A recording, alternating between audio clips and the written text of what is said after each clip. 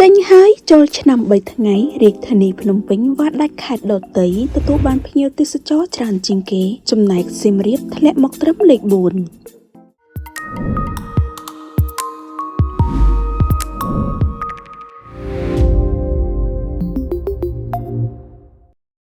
បន្ទាប់ពីពិធីបុណ្យចូលឆ្នាំថ្មីប្រពៃណីជាតិខ្មែរឆ្នាំមុននេះបានបញ្ចប់ទៅរួចរាល់ជាស្ថាពរថ្មីនេះក្រសួងទេសចរនៃព្រះរាជាណាចក្រកម្ពុជាបានជូនដំណឹងអំពីស្ថិតិភ្ញៀវទេសចរជាតិនិងទេសចរបរទេសក្នុងឱកាសពិធីបុណ្យចូលឆ្នាំថ្មីប្រពៃណីជាតិខ្មែរនៅតាមបណ្ដារាជធានីខេត្តរយៈពេល3ថ្ងៃចាប់ពីថ្ងៃទី14ដល់ថ្ងៃទី16ខែមេសាឆ្នាំ2026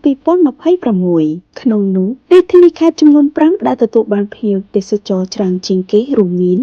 1. រាជធានីភ្នំពេញចំនួន 4,4,292 នាក់ 2. ខេត្តកំពង់ចាមចំនួន 4,178,623 នាក់